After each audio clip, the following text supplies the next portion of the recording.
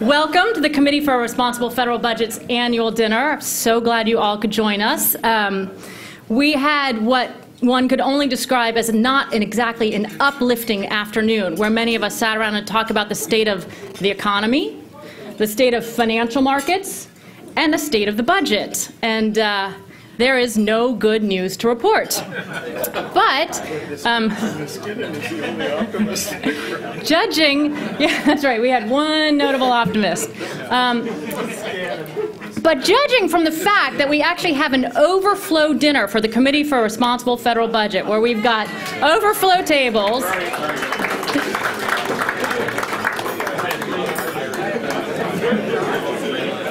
There is, without question, continuing ongoing interest in the topic of a fiscally responsible budget, perhaps only by the group of people who come to these events, but at least it's an important group of people. So thank you to all of you for coming. It's a great turnout. We have a really interesting lineup for tonight's dinner, and I also hope that everybody had a chance to talk before dinner, and we can also stay after for those of you who would like to linger after the panel, because I know that this is kind of a budget reunion of sorts each year. But I would just like, I look at this audience, the same thing happened last year, and I look at the audience and I'm just so impressed with the people who work with the committee, and we thank all of you. I do want to just thank a couple people right now. Congressman Spratt is in conversation, but is over there. Thank you so much for coming. Chairman of the Budget Committee. Senator Voinovich is sitting right here. Thank you, Senator, for joining us. And Congressman Cooper is here sitting right there. Thank you. And also during the day, we had folks who came by. Congressman Ryan came by today and gave some great remarks, as did Congressman Wolf, Senator Gregg, and Director of OMB Nussel. And I really just want to thank all of the folks who are involved in budgeting, who work with our organization. I think most of you know a lot about this group, but the Committee for a Responsible Federal Budget, which has been around, I think, for 28 years now, is an organization that is led by the folks who have done the heavy lifting of budgeting before. People who run the Congressional Budget Office, the Office of Management and Budget, the Budget Committees, the Federal Reserve Board, our chairman, our Bill Frenzel over there, and Leon Panetta right here. And I actually think I say this every year at the dinner, but when I was lucky enough to become president of this organization 4 or 5 years ago, I looked at the letterhead and I thought, this is a fabulous, fabulous group of people, really all the most important people in the world of budgeting, and it's great to have them on letterhead. I bet they will not do anything. They are much too important. And the most remarkable thing to me is the commitment of the board of this organization, and clearly that's what makes the Committee for a Responsible Federal Budget a special, important, bipartisan, and credible organization. And I would just like to actually ask all of my board members to stand so we could say thank you to all of you for the work you do.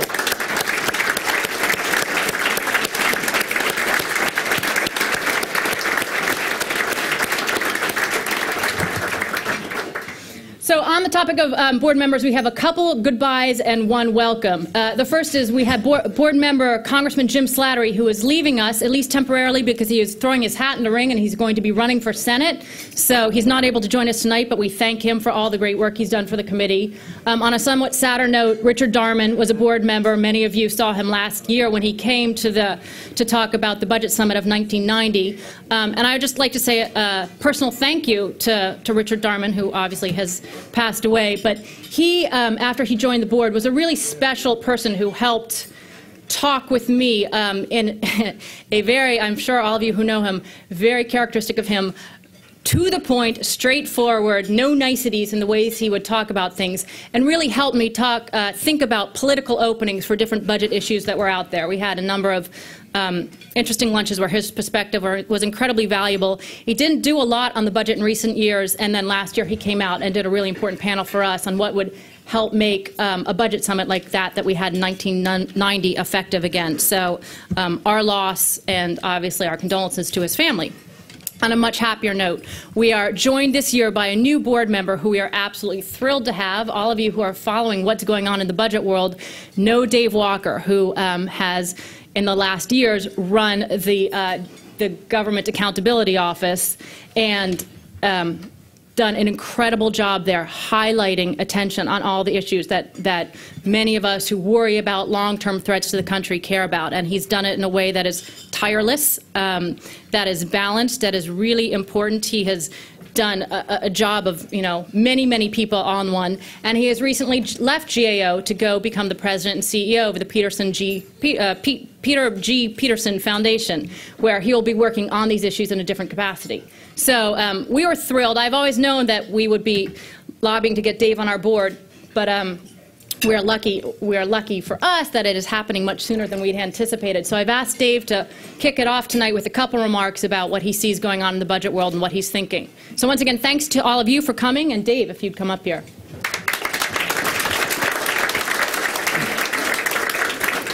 Thanks, Maya. I'll be brief. How could you say no to be a board member of the Committee for a Responsible Federal Budget?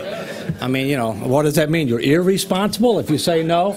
I bring greetings from Pete Peterson, who is also a board member, but Pete doesn't travel much anymore, and so but I do have his proxy for tonight. I'll be very brief. The Peter G. Peterson Foundation is going to be like no foundation you've ever seen before. And we are very concerned about the issues of interest to this group. We have 6 issues that we care about, but there are 3 that are our top priorities. These may sound familiar. Number 1, the budget deficit, the savings deficit, and the balance of payments deficit. That's one. They're interrelated. Secondly, the need for entitlement reform. And number 3, the need for comprehensive health care reform. Pete is going to be 82 in June. I'm 56. He's got the money. I've got the energy. We're both very concerned about the future of this country. He is first-generation American. His family came to this country in the early 1900s. He is a case study of the American miracle, a multi-billionaire from a family who had $5 when they came to this country in the early 1900s. My family came to this country in the 1600s, but we're both very concerned about the future. We're going to focus on educating, activating, and stimulating action. We're going to build coalitions to leverage our resources, and we're going to focus disproportionately on 3 groups. The young, because they will pay the price and they will bear the burden if others fail to act. Secondly, business, broadly defined, corporate America, Wall Street, the professions. And thirdly, media, both traditional media and new media. Thank you very much. Stay tuned.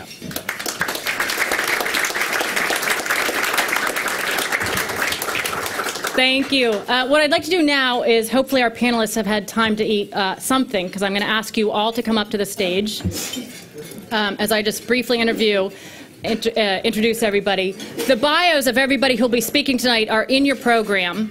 It was certainly my thinking that no matter what topic we decided to talk about tonight, we're in Washington. It doesn't even matter if you're in Washington. I was dinner in New York on Monday night, and the same thing happened. No matter what you say the discussion is supposed to be about right now, all we want to talk about is the election. So we are indeed going to talk about the election, but with what I think is a very important spin on it. The Committee for a Responsible Federal Budget will soon be launching what I like to describe as an exciting new project. I hope you all will agree. A fiscal responsibility initiative where we will be focusing on the fiscal policy issues that are going on in the campaign and just kind of looking at them. If you look at the #1 principle in budgeting, it is transparency. And it is very difficult right now, if you are looking at the campaigns, to know exactly how the different issues fall into kind of a fiscal framework. So what I've done tonight is put together a panel of all exciting experts on the topic with great points of view.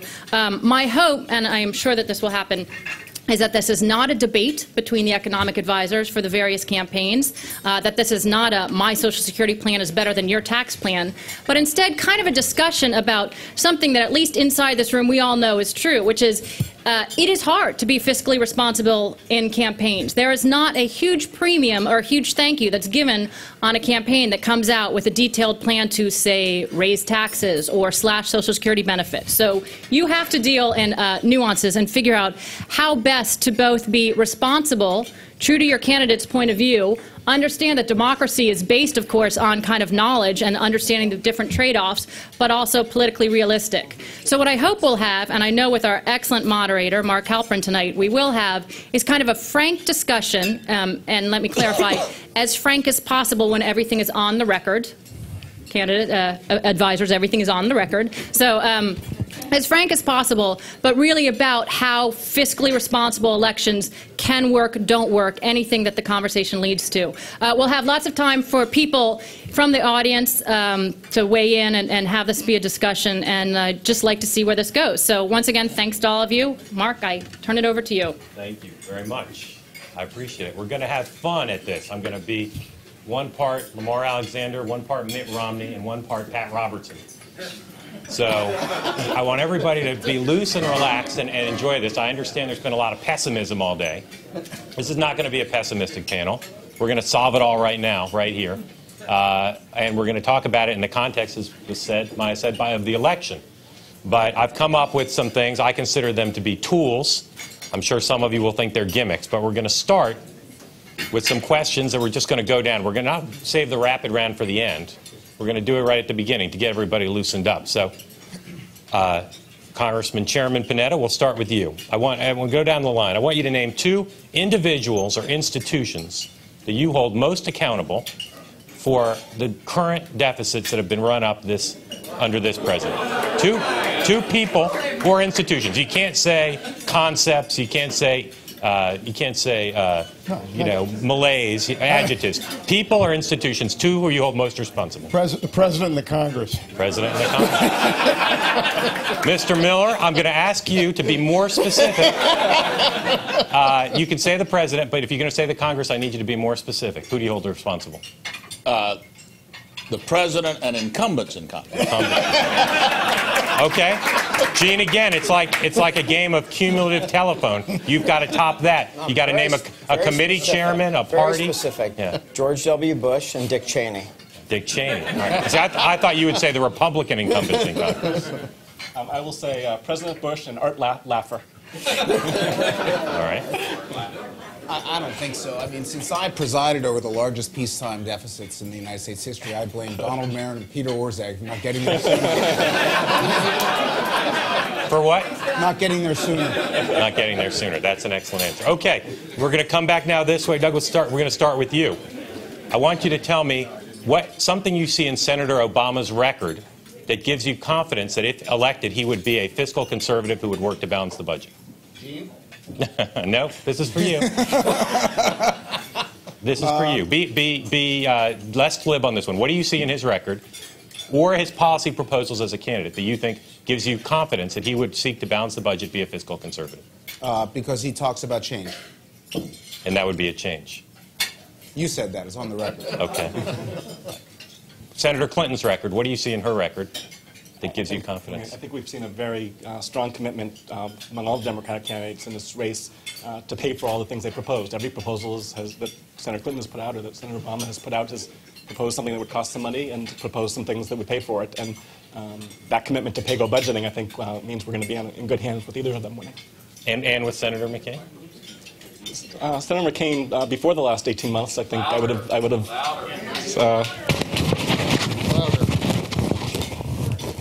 Can you?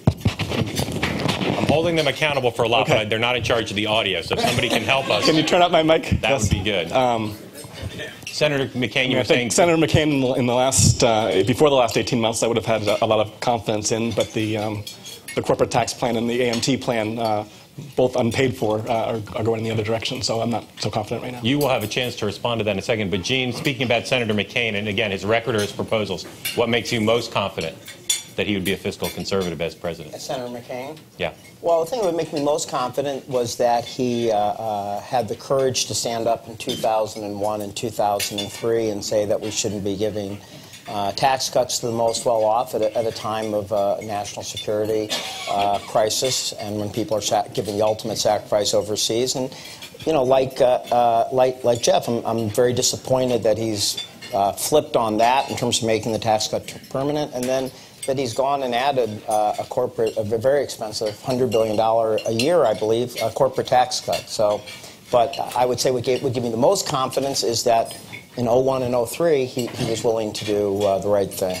All right. I'm going to ask the chairman. I'm going to give you time to prepare while we give Doug a chance to respond. I'd like you to go, each of you go, for each candidate, kind of Frankenstein style, pick one thing about their current proposals that you think would be the most sensible as part of a package to deal with the deficit. But while you two think on that, do you want to respond to their characterizations at all? Well, certainly the corporate tax cut is not unpaid for. I mean, we've identified $30 billion in rifle shots that should be eliminated. We've got $60 billion in discretionary spending that never belong there because it can be traced to earmarks. And, that gives us $10 billion to worry about in the impact on growth and repatriations. We think we're fine. Okay. Chairman Miller, can you just go for each of the three candidates, what you see in their proposals or their records that give you hope that they would come forward with the right plans? Well, I don't want to sound partisan, but I don't see anything in Senator Clinton or Senator Obama's proposals that would be fiscally responsible. It seems to me that their proposals for spending far outstrip their proposals that would generate new revenue. Doesn't sound partisan, just maybe sensible to some For people. Senator McCain, I think I differ with Doug here, because I think that if you look at the record, cuts in corporate tax rates have increased revenue from corporations. Cuts in capital gains taxes have increased tax revenue from capital gains. So there's a factual question. But it gets to the point of my feeling in listening to the discussion this afternoon for the time I was here. It's deja vu. It's the same thing that pertained 20 years ago. And that is, why can't you all come together and do the right thing? I think that the predicate is wrong here because there is not that much agreement on what the right thing is. And there's factual disagreement. Say, for example, on the stimulus package. Bill Niskanen has a point of view that with which I agree, but it's not a view that is shared by, I would say, probably the majority of the people here today. So there's a factual predicate here that is encumbering the ability of the political leaders to come together and to draw up a compromise that makes sense. There's another reason, too, I'll get into in a little bit, maybe. All right, that's good suspense, in case anyone's thinking of leaving. Congressman, I'll give you an option. You can answer question 1 or question 2. Question 1 is the same question I asked all right. Mr. Miller. Basically, I think it comes down to this. On Hillary Clinton, without getting into the specifics of the things that she's proposed, I really do think that her experience with what her husband did and what we did in the Clinton administration, I think will, in fact, impact on her willingness to confront some of the tough budget issues, just because I think she saw that ultimately his willingness to do it up front produced a balanced budget and produced a strong economy, and I think she'll follow that example. Obama, I've had the opportunity to talk with him early on when he was a senator. He seemed obviously equally committed to trying to do that. I think the real question with him is, again, the challenge of how do you do it, and having the experience to, in fact, put it in place. That's something, obviously, we'll have to see. On McCain, I've worked with John McCain. I think McCain, frankly, the McCain I see in the political race is not the McCain I knew on Capitol Hill. So I don't know which McCain is going to come out. If it's the McCain who's the maverick and who is willing to take on these issues, then I think he'll be willing to take on budget issues. If it's the McCain in the political race that's going on now, then I think that could be a disaster. Okay. Let's do a little bit of reality-based projection forward to next January. Do any of the 5 of you think Republicans will control either a House of Congress? Raise your hand if you do. Which house would that be, and would you like to bet any of us? Oh, yeah, I'll bet. I'd have bet you all last July on the president. The House, the Senate, or both? House. The House. Okay. But the 4 of you think Democrats will control both? It will be close. It'll be close. In the House. Okay. They'll pick up seats in both the House and the Senate. Okay. What would you like to see the next president, whichever one of the 3 of them it is, what would you like them to see them say in the State of the Union about deficit reduction? Start at the end. If you're going to let me write the State of the Union, boy. I would like the next president to not talk about deficit reduction in the State of the Union. I think the next president should talk about what is good for American families, how we can have this economy continue to be strong, how those families should have children that are well educated, health care that's at reasonable cost, pensions that are secure because we've dealt with Social Security, and opportunities around the globe because we haven't shut down our borders to trade. And we take care of that. You guys have all been really programmed. If we can take care of that, we'll take care of the budget. But the budget of the government of the United States should not be the focal point of the way we construct our policies. It should be about the people. Not make deficit reduction part of the president's first opportunity to address the nation about his agenda. It is easy to reduce the budget deficit in incredibly harmful ways. That should never be the first order of business.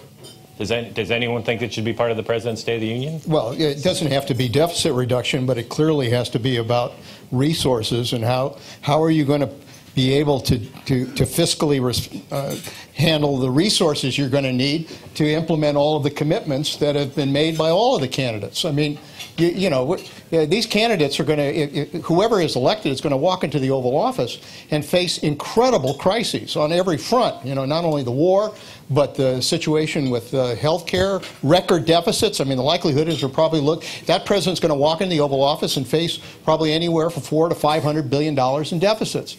Record gas prices, health care, immigration, all of these issues. That president if that president doesn't deal with the issue of the fiscal situation and how he's going to handle that, he won't have the resources to deal with all of these other problems. It's that simple. Okay. Gene. Well, clearly, deficit reduction or any budget goal is a means to an end. And of course, that end should be to have a rising tide that lifts all boats, that lifts opportunity for middle class and for working poor families to move up. However, I do think the president, as we've seen, sets an important tone for fiscal policy. And, you know, Leon and I went through some of the toughest battles in 95, 96. They were philosophical. But it was interesting. The one thing there wasn't a big difference about was that both Bill Clinton and Newt Gingrich accepted the view that when you had new initiatives, you had to put forward something to try to make it deficit neutral. They had very different ideas how to do that. That was a tone that became somewhat bipartisan for quite a bit of those 8 years. Not all the time. You go the last 8 years, you've had much more of a free lunch mentality. And what I think a lot of people saw was a lot of people said, that's okay because it's for tax cuts. Then they realized that when the Medicare prescription drug issue came up, that same mentality was also applied on the spending side. I think it's very important for the next president to set a tone that we're going back to, you know, it doesn't have to be the green eye shade, you know, which is so exciting to everybody here. But I do think you have to set a tone that there's a different era coming back. I mean, I would say that the key fiscal issue facing this country is controlling healthcare costs, and so I would hope the very first State of the Union would be the first step when the president tries to educate the people and inspire folks to start making the changes we're going to have to make to bring healthcare costs under control. And whether it's a specific proposal, then you know, probably that's too early for there to be a specific proposal. But you know, we're going to need to be communicating that from day one if we're going to get the change through that we're going to need. Okay, I want to talk about healthcare in a second, but let me ask about Social Security. Do you want to say something first? Yeah. Go ahead. I would say in the State of the Union, and I would speak to the American people more than the members of Congress, that we need institutional changes that will eliminate the ability of incumbent members of Congress to abuse the budget process to assure their reelections. Most members of Congress know it's a bad idea to have all this pork, all these earmarks, and all these special kinds of promises and increased spending to curry favor back home. You need institutional changes that will limit that. I mean, it's like the guy that runs in the police station and says, "Stop me before I kill again." Members of Congress need to have some discipline on their excesses, and that's what I would recommend. That's what I would recommend the president talk about in the State of the Union. Okay, let me ask you a question, Mr. Miller, about Social Security. The president had a pretty firm position that he ran on somewhat forthrightly, although I'd argue not entirely forthrightly, the first time he ran, about taking pressure off the deficit by lowering the pressure on the trust fund, by lowering the guaranteed minimum benefit, with the assumption that it could be made up for with private or personal savings accounts. He put a fair amount of effort in to try to pass that. Didn't get very far. Senator McCain talks about it less, but has basically the same position as President Bush does, or basically. Is that fair to say? You'll correct. Not exactly the same, but... I didn't say exactly. But close enough. He wants there to be personal savings accounts for the purpose of taking pressure off the trust fund. No. No. No. He believes that private accounts are a sensible part of economic policy, but they're not a substitute for dealing with the financial problems in the system. But he doesn't want to create them because he wants to lower the guaranteed minimum benefit to take pressure off the trust fund? There are two different things. One is fixing the financial pressures in the traditional Social Security system. The second is taking the step to augment that with personal accounts. Those are different policy initiatives. Well, then let me ask you, what lessons does the McCain campaign learn as a matter of electoral politics, and if he wins as president, that will make him more successful in passing personal accounts than President Bush was? Senator McCain's position is very straightforward, which is that he believes that the obstacles to Social Security reform have nothing to do with an absence of analytical power. This room could solve Social Security 150 different ways, and I think Jeff's done that actually by himself. So, with my Andrew's help. Okay, so 50 each, okay, or something like that. The obstacle is fundamentally political, and the imperative should be to call on Congress to fix it in a bipartisan fashion, and if they fail, he'll send them a bill and demand an up and down vote. Jeff, Senator Obama talks about telling people the things sometimes they don't want to hear. He has sometimes talked about different solutions for Social Security, but not consistently, and pulled back a little bit in some areas.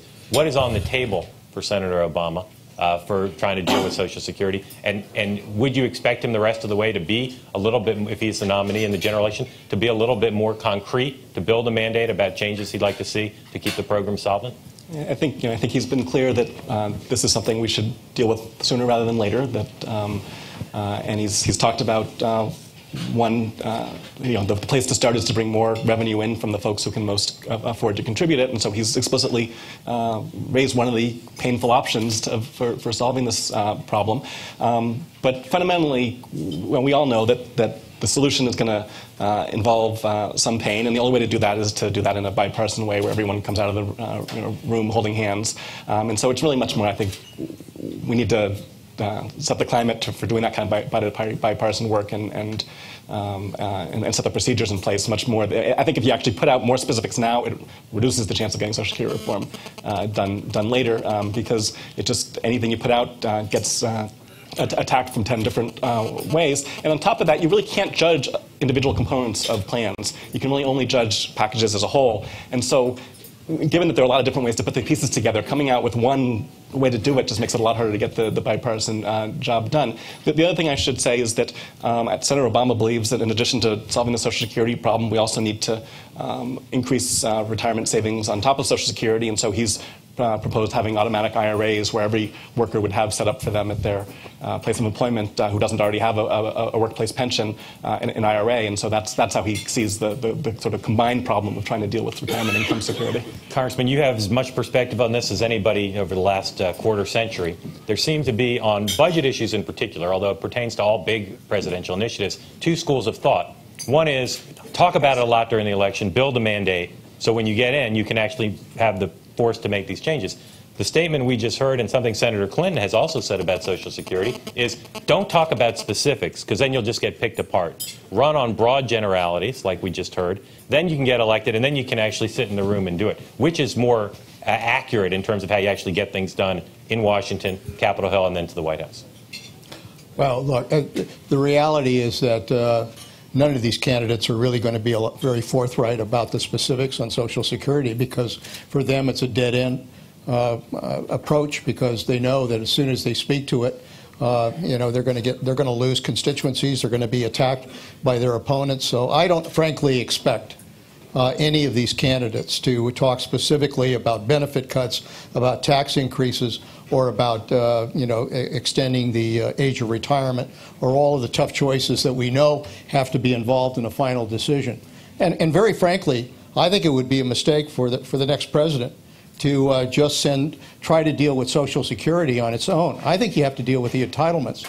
And I think the better approach is to sit down, if you're going to sit down on a bipartisan basis, and everybody's talked about that, if you're going to sit down on a bipartisan basis, you ought to put everything on the table, including entitlements, including revenues, including discretionary, and that's the way you ultimately deal with these issues, because if you don't deal with it in that context, if you just try to deal with these things in an isolated way, you're going to get killed. Okay, I'm going to unveil one more gimmick in a moment, and then we're going to go to your questions. Are there microphones for the audience? Yes? No? All right. If they're not, then yes, there are. I see them now. So if you've got a question in a moment, start thinking about them now, and we'll hand you a mic, and go ahead and identify yourself and your organization if you wish, and we'll do that in just a moment. Here's what I'd like you to do. You talked about solving it by putting a bipartisan group in the room of smart people who understand the options. Well, we've got that here. So imagine we're going to do a short David Mamet play here. The six of us are going to drive up to the Officers Club at Andrews Air Force Base and lock the door, and I'm going to leave the five of you right now to talk about it, and I'm going to have the two former directors lead the discussion. You got 5 minutes to balance the budget in 5 years. You all know what the choices are. You've got representatives here of both parties, relatively centrist representatives as things go. So go ahead, Congressman Panetta, lead it off. Put out an opening bid. You know what the options are. Go ahead. You got 5 minutes. Balance it. Go. Make a proposal. Oh, okay.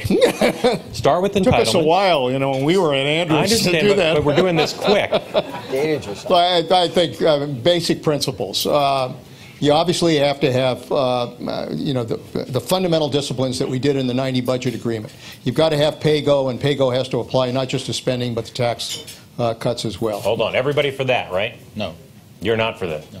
Huh? You're not being very bipartisan then. Get them on board. You're kidding. Secondly, you have to have caps on discretionary spending that basically program out over a number of years. So you have inflation plus zero. That's right. Well, you need to set those targets. I'm not going to tell you the formula, but you need to have caps on discretionary spending that are enforceable. Hold on, everybody for that? I'm not on board with anything yet, but go ahead. As James Baker would say, nothing's agreed till everything's agreed. But yeah, you're still listening. I ain't doing this.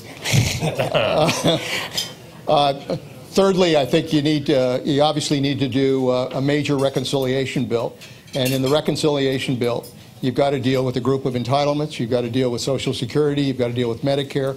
You've got to deal with Medicaid. You've got to deal with farm programs. Okay, but there are some specific numbers for Medicare and Medicaid. Well, I'm not going to throw out specific numbers. It's going to be a big number. When we met at Andrews Air Force Base, basically what I'll tell you is we put $250 billion down in savings on entitlements and discretionary, and the Republicans put $250 billion down on revenue increases. I think that's roughly the kind of package you probably need if you're going to put a package together.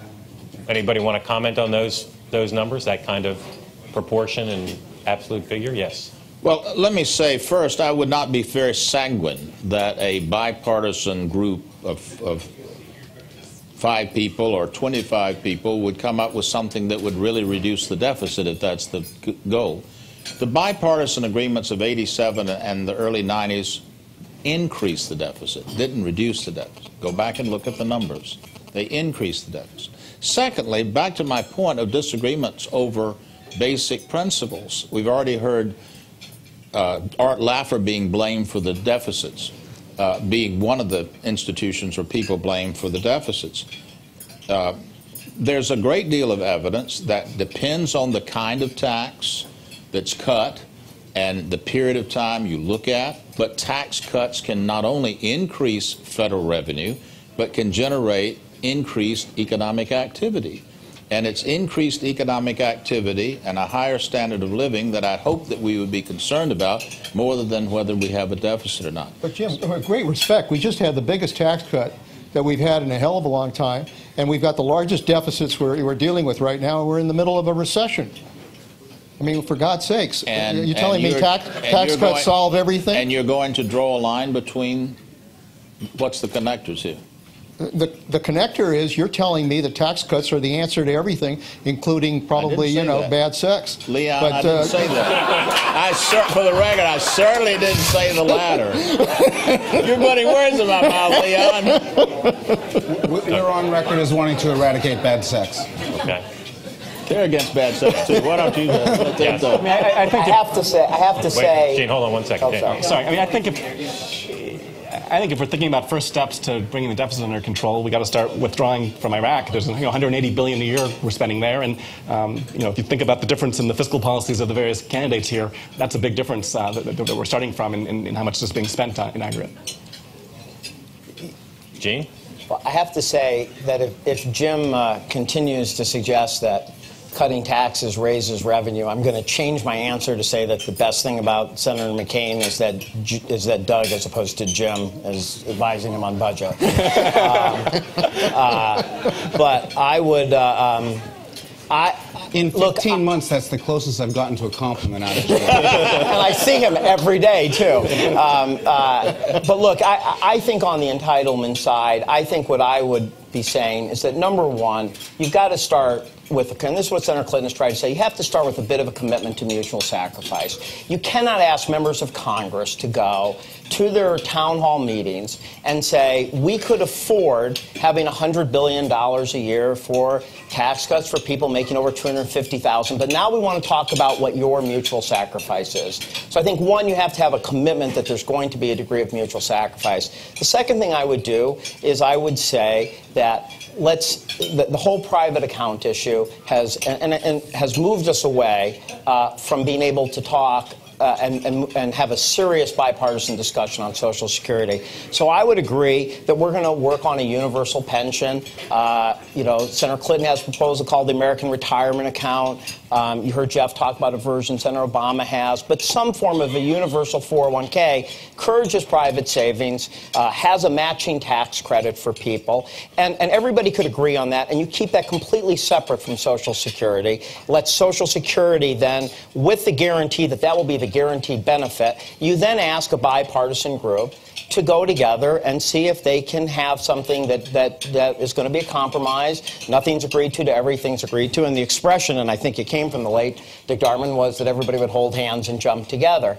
And then I think the fourth thing I would say is that I don't think that this idea of dealing with Medicare and Medicaid as a separate issue is ever going to fly, nor should it.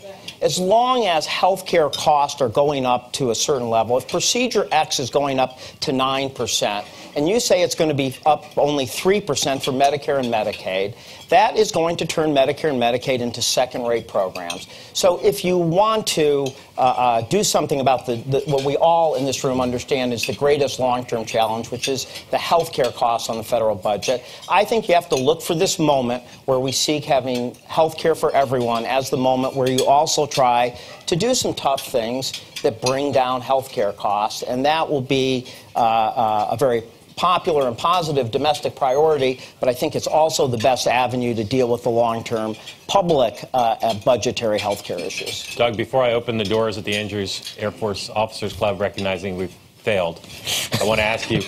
And the reason you failed is you went back to Andrews in 1990, and we're not there. I mean, when we closed the books at the end of 2007, with this tax code and a patch on the AMT, we raised 18.8% of GDP in taxes, above the post-war average. And if you stare forward and look at our budgetary challenges, they come not because we have a revenue problem. They come because we have a spending problem. And we have a spending problem everywhere you look. Let me ask you a I'm not done. In the quality of the spending, the earmarks are a disgrace. The defense procurement is a disaster. The entitlement programs have run amok.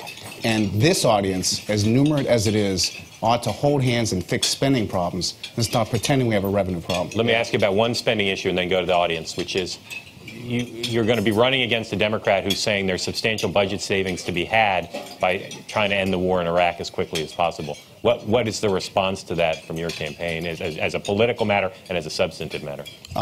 Again, we can divide 150 by $3 trillion and know how big this cost is in the budgetary world, and we know the benefits as well as the costs. And this one is an effort where the benefits of success are so large as to dwarf the $150 billion. Okay, let's go to your audience questions. Are the mics already out there? Got questions all around. How about right here? You can direct it to whoever you wish or to the group. My name is Bruce Bartlett. About a week ago, I had an article in the New York Times that some of you may have seen, in which I suggested that the current housing crisis is ultimately going to cost taxpayers a lot of money that is not presently budgeted. And I suggested the possibility of just getting rid of the stupid rebate. I mean, if there's anybody in this room who really thinks that's going to stimulate the economy, I'd be curious to see a show of hands. Well, you're by yourself. And so that's $117 billion. We could at least begin to make a down payment on a real solution to the problem that is holding back the economy.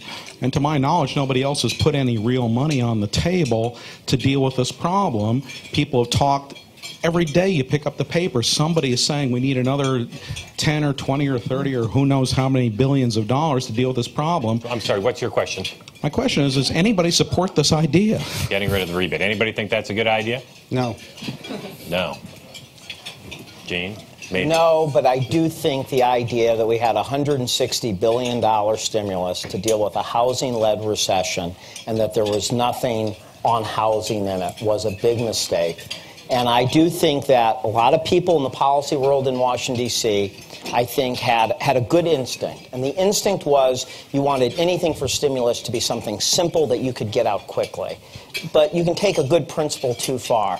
Not taking the time to try to help local communities, states deal with their downward cycles is a big mistake. Even if we do some of the sensible things that I think are being proposed right now, in neighborhoods that are cutting edge, when you have a cluster of foreclosures, that downward spiral that can bring crime back into neighborhoods will be very, very difficult to turn around. And where I do agree with Bruce is that I think the failure to act will be more costly. So while I would not repeal the rebate, or I don't think will have no impact, I think that that plan should have been balanced with at least a $30 billion effort to help deal with some of the downward cycles going on at the local neighborhood level on housing.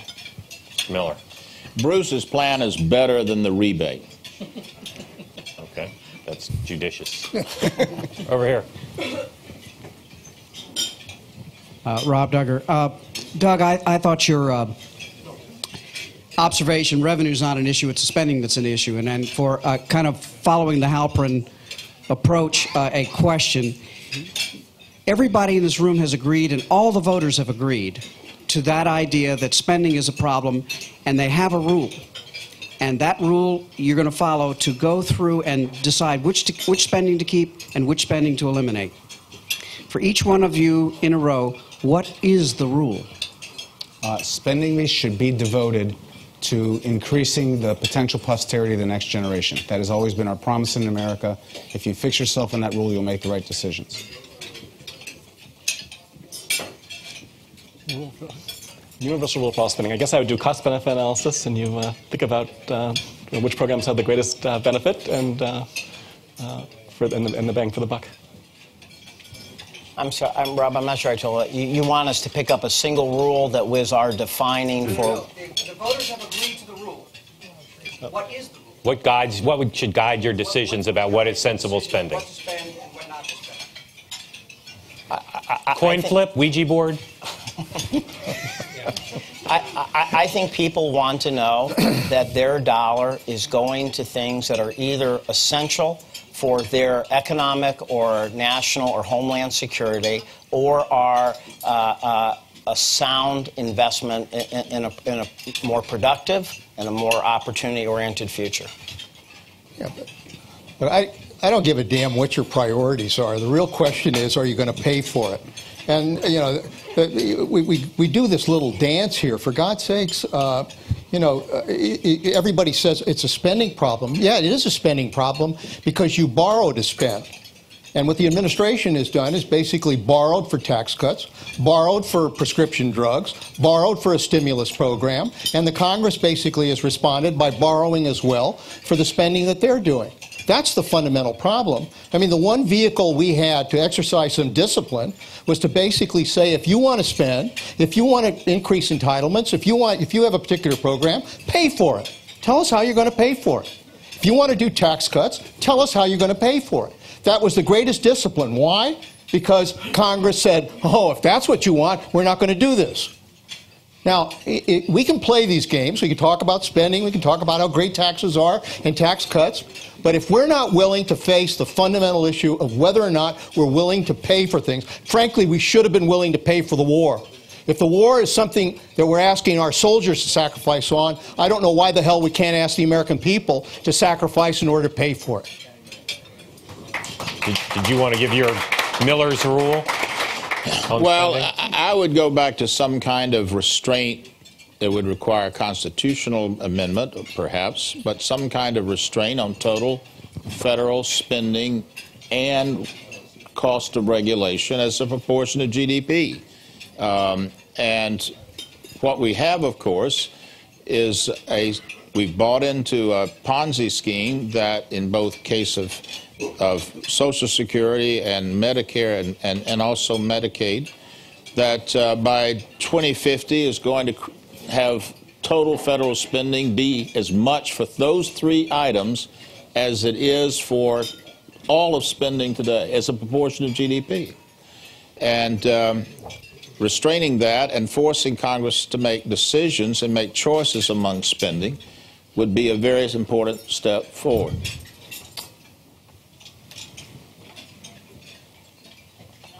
Thanks. I have two sets of questions to you guys. Doug, Jeff, and Jean. The question I have for you is, most of us know all of you. We know you're very committed to fiscal responsibility. And I think Jeff is absolutely right that if any one of you were to suddenly put out a detailed Social Security plan, you would not be thanked for it. Maybe our group would thank you for it, but you know, the 18 of us is not going to outweigh the kind of beating you'd get from the other campaigns and the rest of the country. So at the same time, you're well aware that in order for, you know, not to sound too profound about it, but for democracy to function, we need to be able to discuss the biggest issues that are going on in the country. And so how to deal with the hard things are very important for the voters to understand how your candidates would look at those issues. So my question for you is sort of, how do you confront those tensions that certainly exist? Nobody thinks you should go to your candidate and say, time to put out a detailed Medicare proposal. That's not going to work. But it is very important that the voters get to think about these and evaluate these issues. And if you go into office without a mandate to do anything hard, it's going to be very difficult to switch the agenda. And then that's my question for Jim and Leon.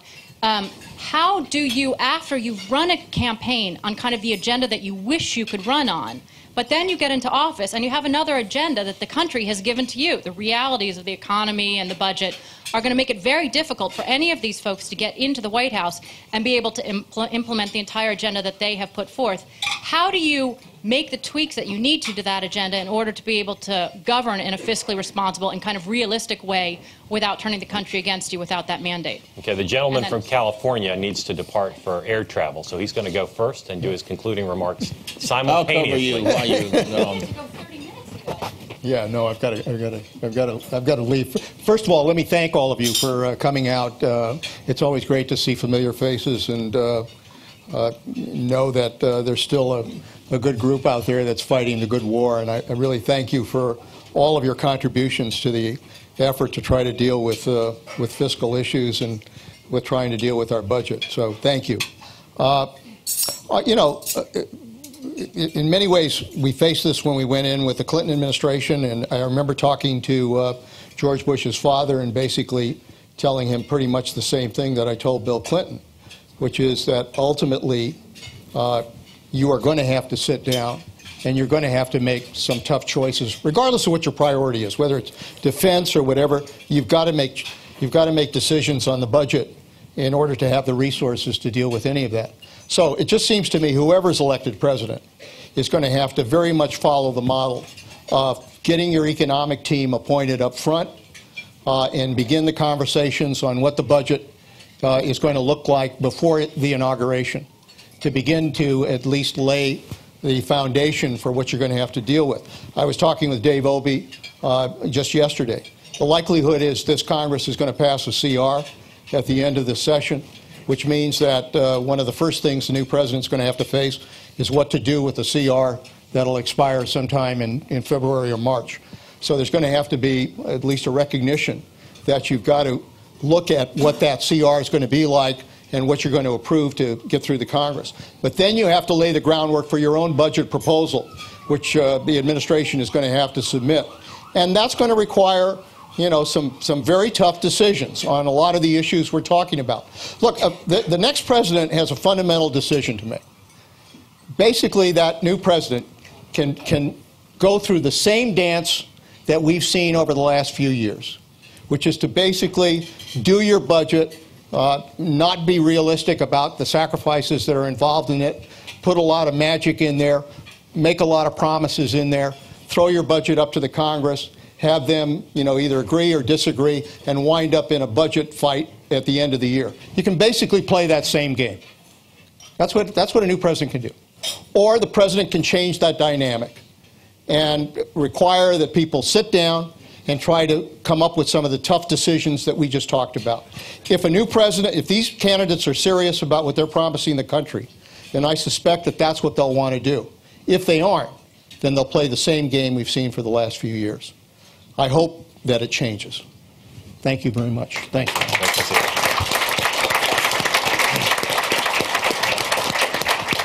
You can take the microphone as a parting gift if you'd like. Gene, I'm sure you remember the initial question to you all. Why don't you go first? See. You remember. Okay, I do remember Amaya's question. I think that the dynamic that Jeff described is unfortunately true, or there's a lot of truth to it. And I agree with you. I think that it is not ideal, and it's not as, even the idea of that you need to have a group that can negotiate quietly and come up with a single agreement, which was behind the 1983 Social Security Agreement. It was behind the 1997 Balanced Budget Agreement. Even that requires a degree of the lack of ideal openness that you would like, and yet that is the reality. So I do think responsible leadership is putting forward that type of process. Now, in fairness, I've been on different campaigns, including this one, where both of the remaining Democrats have put out that they're going to not extend and essentially repeal tax cuts for well-off Americans. And you understand that in the political environment, that means you are going to be attacked. You're going to face lots of different types of political or attack ads, et cetera, for doing that. So it's not that I think that people have not put out anything that shows courage or guts. In fact, I think, Mark, going back from 1992, when we put out Putting People First, we got an enormous amount of credit for putting out that level of detail at that time. But I think the bar has consistently moved higher since then. I don't think that would look quite as impressive right now. I do think what the candidates can do, though, is they can set a tone.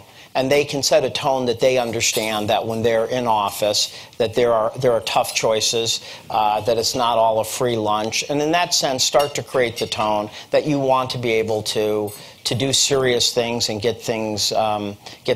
I will say, in 1998, we did this, and Jeff, I can't remember if you were with me. I think you were at the White House then, where we had these bipartisan Social Security conferences, and we said that anybody could put a proposal out and we would not fire at it.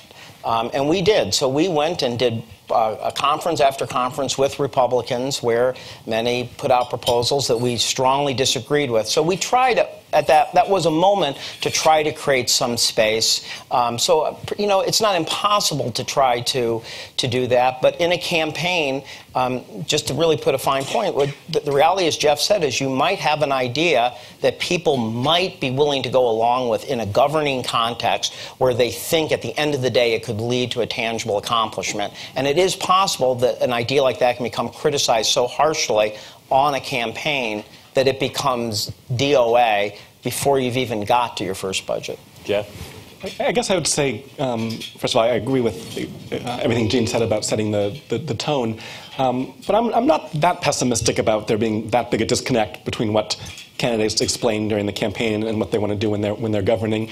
It's going to be very clear if Senator Obama is the Democratic nominee that the voters have a choice of extending the tax cuts for people making more than $250,000 or having universal health care. It's going to be clear that there's a choice between continuing to spend lots of money in Iraq or instead spending that money on funding VA health and raising military salaries and reducing the deficit and giving us more investment in K-5 education. And it's going to be clear that the tax cuts you're going to get from McCain are the corporate tax cuts and the AMT tax cuts, where 58% of that money goes to the top 1% versus Obama paying for fully with offsets middle-class tax cuts. And so the voters are going to know what to expect. And so I don't think fundamentally that there's sort of one set of policies during the campaign and something else that happens when you govern. The other thing I think that we need a lot more discussion of in this campaign, and I think actually all of the remaining candidates are very firm on this to some degree, is the need for better budgeting procedures and more transparency. And you look at the situation where over the last 7 or 8 years we've had this explosion in expiring tax cuts. We've had the non-indexation of the AMT hiding the cost, the true cost of the tax cuts. We've started funding so much of our defense budget through emergency appropriations so that it doesn't get correct oversight. And I think all these candidates could be people who could, even without doing any harm to their political fortunes during this campaign, make it clear to the American people that we need to change the way we're doing budgeting in America. Doug? So, first of all, it's a hard question, and I think it's important to really recognize that a campaign is not governing, and to evaluate candidates and campaigns' performance by the standards of governing is a mistake. Senator McCain in particular has a 20-year track record of his behavior in the legislative arena, his willingness to work across the aisle, his fundamental pragmatism in getting important things done. That's not what the campaign is about. The campaign is about where will you go at the end? What is your vision for America? What are your principles in the pursuit of that vision? Do you believe, as the senator does, that Americans deserve a government that is fundamentally centered on national priorities and not special interest earmarks, rifle shot tax provisions? What is the principle by which you will govern, and where do you want to take the country? That doesn't have the granular detail of governance. And I don't think the American people feel betrayed by not knowing the numerical values to your vision for America. They want to know, what are the principles that will guide your behavior? They've got evaluations of these people in different aspects of their previous life to see their performance and their ability to manage and legislate. They want to know what's the character of the person, what's their vision. We're electing a president. We're not hiring a policy group. And that's an important distinction. Mr. Miller. Let me just make an observation, and that is that President Clinton walked up to the brink of proposing a fix to Social Security. President Bush, 43, did make a specific proposal for Social Security. They both got derailed, but for different reasons. One, in the case of President Clinton, it was the impeachment issue. In the case of President Bush, he had a majority, a substantial majority of the American people looked favorably upon his proposal until the detractors began to demagogue it and to characterize it as privatization, which is terrible for me because probably all of us in this room realize that privatization of some government functions makes sense. So it put a bad pall on the word privatization and those efforts, but that's the reason it went down the tubes. Now, I don't know how you could prevent that from happening from another president who makes a realistic proposal in Social Security or Medicare or Medicaid, any of these entitlements programs. I'm just not very optimistic until we have substantial discipline by changing the rules of the game. Okay, let's get a question on this side of the room. Highly patient. Senator Voinovich. I'd like to ask the folks that are representing the candidates, can you remember the last time any of your candidates mentioned the word national debt or balancing the budget? Not preceded by the words, don't worry about.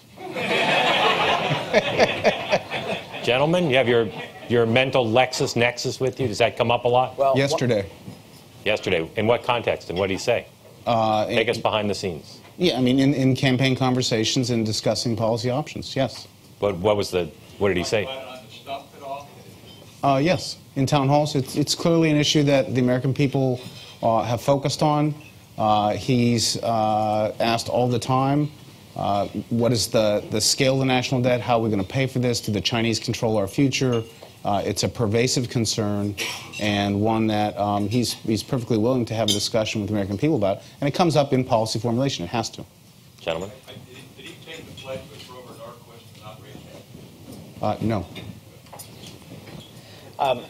You know, I'm not out on the campaign with her every day, but she talks about aspiring to balance the budget, talks about the debt. In fact, you know, one of the lines she uses quite a bit is that sometimes she says that, you know, if we're not being tough on China, it's because it's very difficult to be tough on your banker.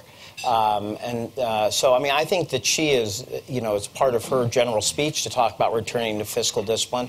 But more specifically, whenever we're putting forward a proposal, we are always asking, and we will be asked, how specifically are you going to pay for it? I don't think that question was asked much in the tax cuts or even the prescription drugs during the last 7 years. So I think that essential fiscal discipline, and I do think, and it goes to Maya's point, that is an anchor.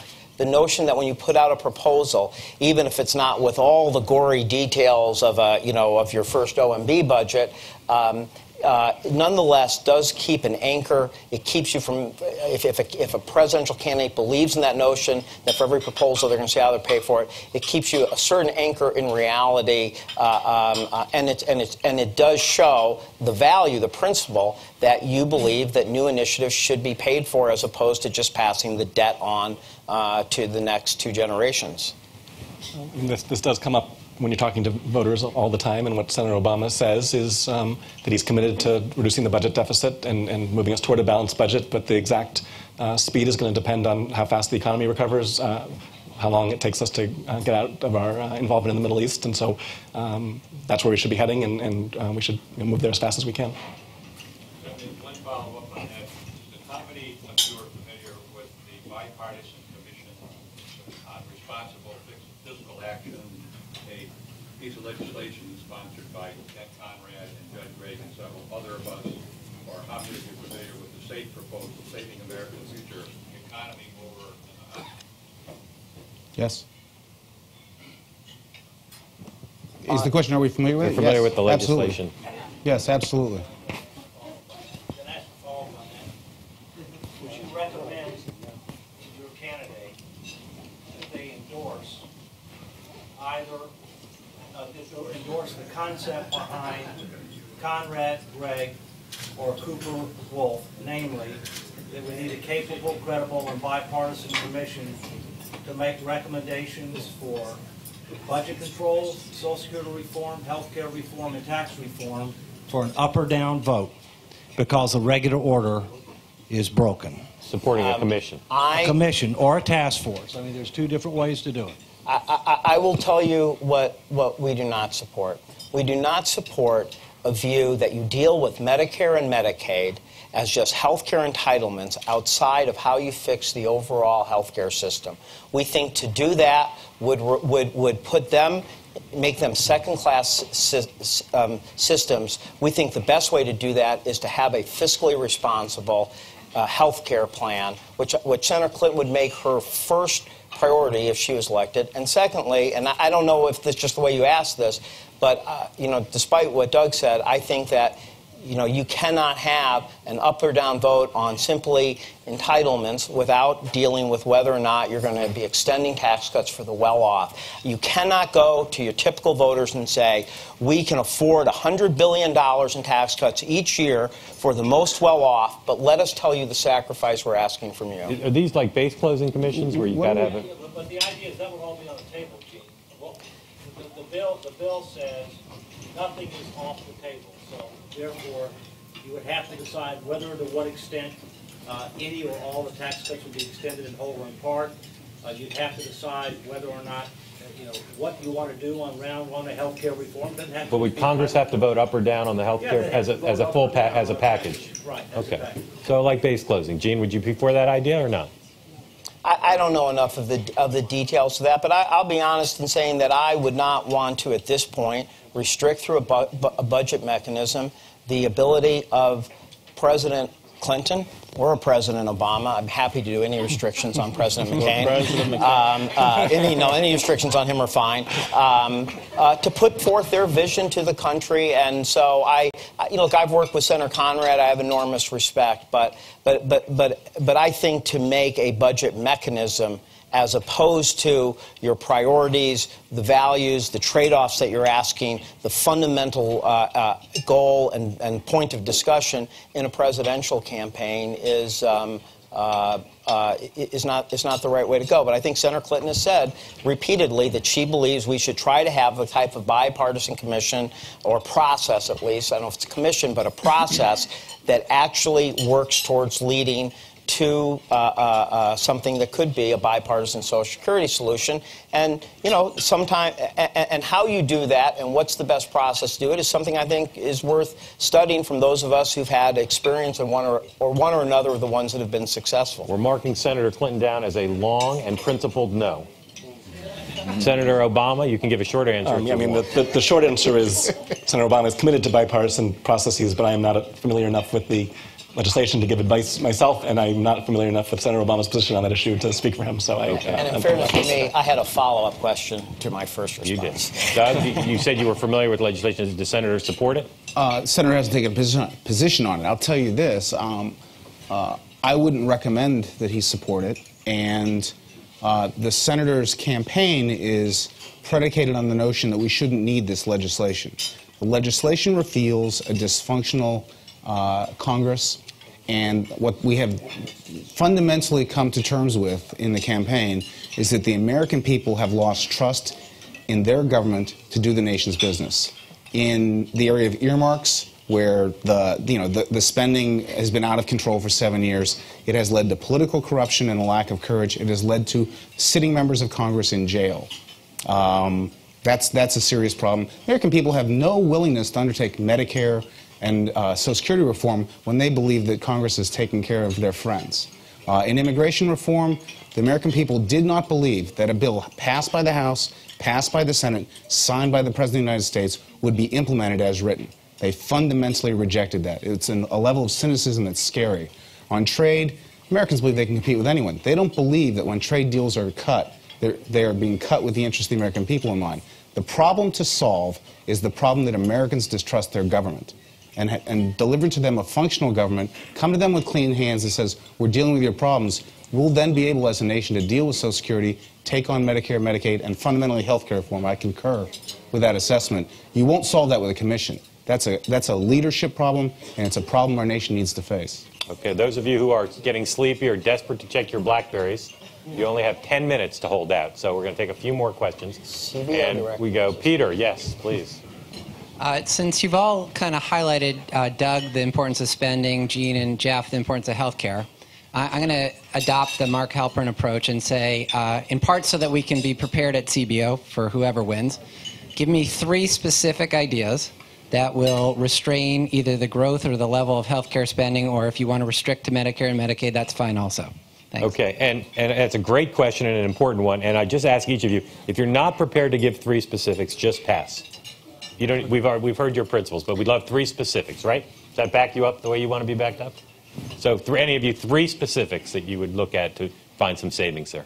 I think there's no secret to what the major options are for trying to control healthcare costs. There's a lot of uncertainty about how effective they are. Many of these options, it's pretty clear, will improve the quality of care, but some of them may only break even on costs. But the list is very standard. We need to do better disease management and implement the things we know that work best there. We got to adopt information technology more broadly. We got to increase competition in healthcare through doing things like adding a reinsurance program so that the high-cost folks get picked up by the government, and so that the insurance companies don't spend their time competing to exclude high-cost folks, but instead compete on quality and on controlling price. We need to do a better job of gathering data. That'll be part of, that'll come partly from a better use of IT, so that we can do better studies of what works and figure out how not to spend things that don't work. And we have to change some of the incentives in the system so that we're paying for quality and outputs, not for just the volume. And we need to go aggressively on all those things. We don't know for sure which of those are going to be the most effective at controlling costs. But I think there's pretty good evidence that most of these will improve health outcomes, and I think at least some of them will turn out to control costs. Doug? A lot of concurrence. Aggressive use of the competition in healthcare markets and insurance. Number two, balancing the playing field so that you don't reward for high-income Americans excessive investments in health insurance and provide refundable credits that are available to every American. And number three, you've got to reform Medicare. Medicare, Part A pays hospitals, Part B pays docs, Part C pays insurance companies, Part D pays drug companies. Everybody gets paid, but nowhere is there a beneficiary. And we have to change the payment system to focus on the beneficiary, provide coordinated care with quality outcomes, do not reward bad practice. Medicare is part of our health care problem. It feeds the fragmentation and reward for fee-for-service that is endemic in U.S. health care. Gene? Well, I think you can reduce dish payments if you have universal health coverage. You can, Senator Clinton's called for reducing some of the overpayments that go to HMOs. And I think, to throw it back to Peter, I think a lot of the really difficult issues, and it's going to be pushed back to HBO in terms of the scoreability side, is that you have a lot of major reforms people are for. I think Cinemax scores. What's that? You said HBO instead of CBO. CBO. You're right. I want you to know that, one, I'm married to a TV writer, so it's an understandable mistake. And two, as Doug said, it's Cinemax, not HBO that scores. But I think that a lot of the big systemic savings in prevention and chronic care management, information technology, I think people know that there are savings there, and I think that there will be an important dialogue that goes on with CBO as to which of those will end up being counted as scoring. So I actually mentioned 5 things. Peter, which ones didn't they mention that they should have? Okay. So you can ask the question, but you won't answer. Okay, who needs to ask a question or they won't be able to sleep tonight? Only those people. Sir. Wait for the mic if you would. I'd like to ask each one of you on your own behalf and on behalf of those who you represent to consider this proposition. What if we were to put forth the notion that each department of government and each program in the federal government should be required going forward to, on a cumulative basis, have dedicated revenues that would pay for its expenditures going forward, and that these specific programs would not be allowed to expend on a cumulative basis more than they have taken in over time. This would require that we break up the tax code and divvy it up amongst the various programs. And I guess there is a hint here. There are 2 programs that actually already operate under this rigor, which are the Social Security and the Medicare Part A programs. Okay. Mr. Miller, how do you like that idea? Oh, I think it's impractical. I'm sorry to say. Impractical to pass or impractical? No, impractical to apply. I mean, how do you apply it to just a very broad variety of education, very broad variety of programs, departments, and programs? Okay. Anybody love it? Want to embrace it, endorse it, I mean, make it your own? Clearly it's a bad idea. You want to force trade-offs across programs. You don't want to have them with dedicated revenue. But the question Steve is really asking is why then don't we do a better job of forcing trade-offs between Medicare and Social Security and the rest of the budget? And I think that's a good point to make. But we obviously wouldn't want to have dedicated revenues for everything. Okay, back on this side of the room. Question. And this is the last question, indeed. Chris Edwards at Cato Institute. I want to just raise a question that hasn't really been talked about much, and that is major tax reform. I don't want to sound partisan, but it does seem to me, and I thought of this question because Leon Panetta was sitting there, that where are the Democrats on major tax reform? Leon Panetta, interestingly enough, was one of the first person who introduced flat tax legislation into Congress way back in the early 1980s. A platform that was later taken up mainly by Republicans. The 86 Tax Reform Act, despite flaws, of course, was very bipartisan in approach. We've got huge problems with our tax code these days. I read Senator Obama and Clinton's campaign websites. I see all kinds of special interest, sort of narrow tax loophole giveaways. Senator McCain, thankfully, has been a lot more restrained on that sort of approach. Where are the Democrats on major tax reform? You only have to read, Tax Notes magazine every week to find out that there's major changes going on in the world all the time. This year, Germany, Canada, Britain cut their corporate tax rates. There's a lot of change outside going on in other countries around the world. The United States has to respond to this. I don't see very much from the Democratic campaigns to respond to the globalization and tax question. Gene. Well, on tax reform, you need to meet three principles. It has to be simpler, of which many on the conservative side do a good job. But the other two parts are, is it fiscally responsible? Is it revenue neutral? And the next is, does it increase or maintain our progressivity? And I have not still to this day seen a proposal that meets the last two tests that's been coming from the conservative side. And I think that Senator Clinton today did talk, just today, talked about eliminating most of the deferral and some of the tax incentives to moving jobs overseas, but then using that money to expand the R&D tax credit, so in essentially reducing taxes for companies that are investing here. I think we're in a fight for job location. I think that's an important tax reform people care about. A second tax reform people care about is that we have a completely upside-down system when it comes to tax savings. We give, because we use deductibility as our way of tax incentives, we give the least amount. We give 5% of all of our incentives for savings to the bottom 50%. It's an outrage. So the reason why we propose things like a $1,000 tax credit so that everybody has essential for savings is to turn that upside-down system right side up. So these are tax reforms in terms of job location globally and in terms of savings, which I think are very important. And if this is our very last comment, then I just want to make just one little note, which is just everybody has said that every single budget person who could ever be in this room is in this room. If a bomb hit here, nobody would be able to explain appropriation versus authorization to future generations. But beyond Dick Darman, the one person who's missing sorely tonight is Bob Ball, and I just wanted to make sure he was mentioned tonight. Very nice. Bob Ball. Not sure on that note to switch back to tax reform, but I guess I will do it.